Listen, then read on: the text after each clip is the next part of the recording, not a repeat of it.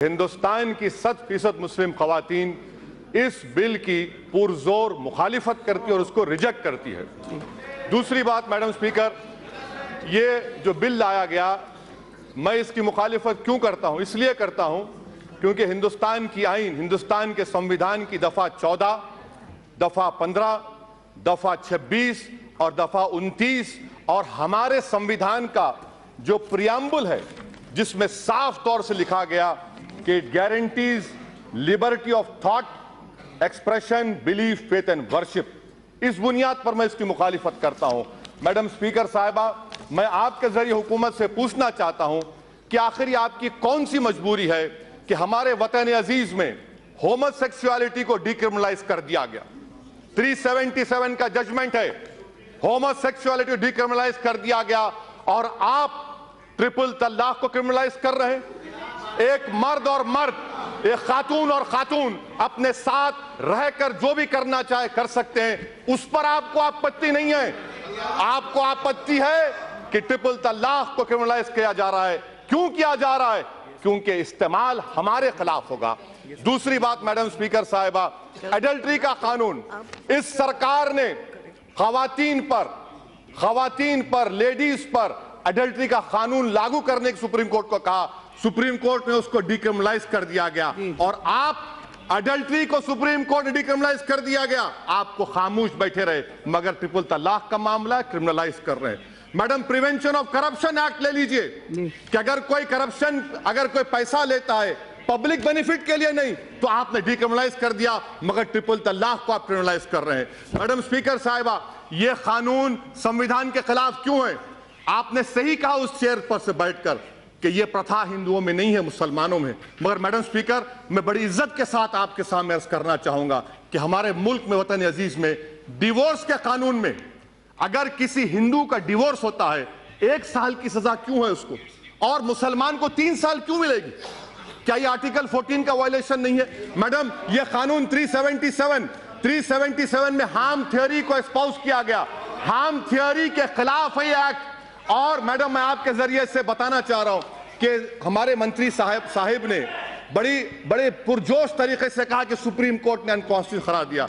मैं आपके जरिए से उनसे सीखना चाह रहा हूं, जजमेंट का कौन सा हिस्सा है बता दीजिए जहां पर मेजॉरिटी जजमेंट ने ट्रिपल तलाक को अनकॉन्स्टिट्यूशनल कहा गया।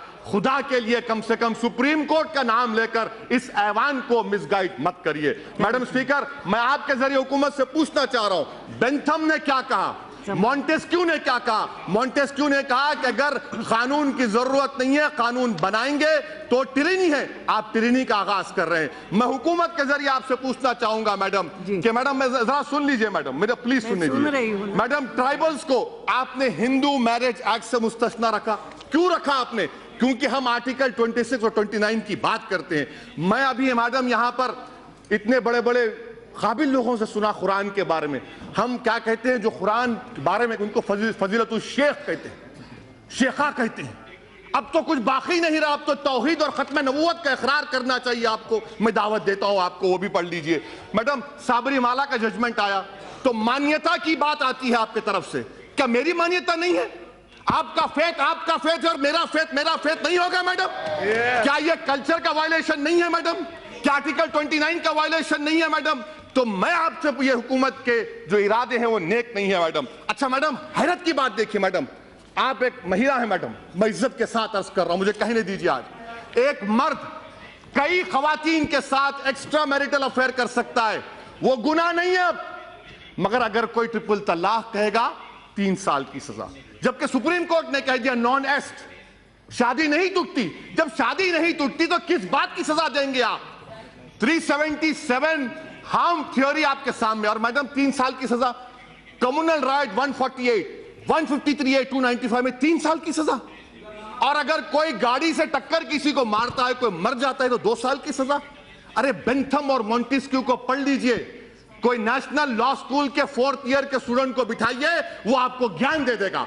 और यकीनन ये बात सही है कि इस्लाम में शादी एक कॉन्ट्रैक्ट है। मैं आपको तजवीज पेश कर रहा हूं, कंडीशन लिखिए कि अगर कोई मुसलमान, निकाहनामे में लिखिए, अगर ट्रिपल तलाक देगा तो मेहर का जो अमाउंट होगा उसका डबल ट्रिपल देना पड़ेगा। उसका वायलेशन होगा तो जेल जाते आप। कॉन्ट्रैक्ट है, कॉन्ट्रैक्ट का वायलेशन है। आप ये भी बता दीजिए, आप ये भी लिख सकते थे कि अगर कोई 3 बार कहेगा तो 1 बार है, वो भी नहीं करते आप, उसका भी प्रोविजन है। मगर मकसद क्या है कि जेल को भिजाना। इनको खवातीन से मोहब्बत नहीं है। सब्सिडी अलाउंस कौन देगा? एक महिला क्या चाहती है मैडम? उसके सर पर घर रहे, छत रहे, टेबल पर खाना रहे, बच्चों के लिए फीस का इंतजाम हो जाए। आप करेंगे? आप करेंगे हम लोग? अच्छा मैडम, मुझे पूछना चाह रहा हूं, शायरा बानो तो बीजेपी में आ गई, क्या किया आपने उसका? बताइए, कुछ किया आपने उसके लिए? मैडम मैं खत्म कर रहा हूं, मैडम खत्म कर रहा हूं, मैडम मैं खत्म कर रहा हूं, मैडम मैं खत्म कर रहा हूं, मैडम। क्योंकि ये जो कानून बनाने जा रहे हैं मैडम, ये रास तौर पर मुसलमानों की, आप देखिए मैडम, सेक्सुअल माइनॉरिटीज को 377 में चॉइस दे दिया गया, रिलीजियस माइनॉरिटीज को क्यों नहीं मिलेगा? हिंदुस्तान के कॉन्स्टिट्यूशन में चॉइस जूरिस्प्रूडेंस है, मुझे नहीं मिलेगा। आपका कानून रिलीजन के खिलाफ है, आप पोलैरिटी को खत्म करना चाहते हैं, इससे साफ जाहिर हो गया आप मुस्लिम खवातीन के इंसाफ के लिए नहीं, बल्कि आपका निशाना उस वक्त साबित हो गया जब सुप्रीम कोर्ट में उस वक्त के अटॉर्नी जनरल ने खड़े होकर कहा कि हर कानून को मिटा दो। शाहनवाज हमारे मुख्तार साहब, शिया का जो सेगा का कानून है वो भी खत्म हो जाएगा, ख्याल रखिए। और आखिर में मैडम, पूरे मुल्क में मीटू मूवमेंट हुआ, मीटू मूवमेंट, खवातीन ने निकला। कहां वो मंत्री जो पिछले बार खड़े थे यहां पर? कहां गए बताइए, कहां गए बताइए?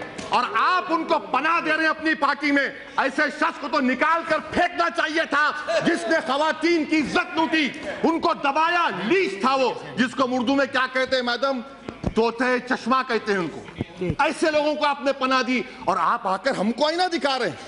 मैडम आप देखिए मैडम, ये मैं क्यों कह रहा हूं, हमारे पास मुल्क में 84% हिंदू महिला बच्चियां 10 साल की शादी होती है, कानून नहीं बना दिए हम, क्या हुआ? क्या हुआ बताइए? ये कौन करेगा इसका? डिजर्शन मैडम सुन लीजिए, डिजर्शन, मैं आखिर 1 मिनट, डिजर्शन का कानून है, 20 लाख हिंदू महिलाएं डिजर्टरों का कानून बनाइए ना, कानून बना हुआ है, क्या हुआ? सोशल ईवल का खात्मा तमाम मिलकर करना चाहिए। मैं एंड कर रहा हूं मैडम, कंक्लूजन में कह रहा हूं, मैं आपके जरिए हुकूमत को बताना चाह रहा हूं कि आपके कानून से, आपके दबाव से, आपके जोर से, आपके जबर से हम अपने मजहब को फॉरफिट नहीं करेंगे। जब तक दुनिया बाकी रहेगी हम मुसलमान बनकर शरीयत पर चलते रहेंगे। हम इस बिल को रिजेक्ट करते हैं मैडम।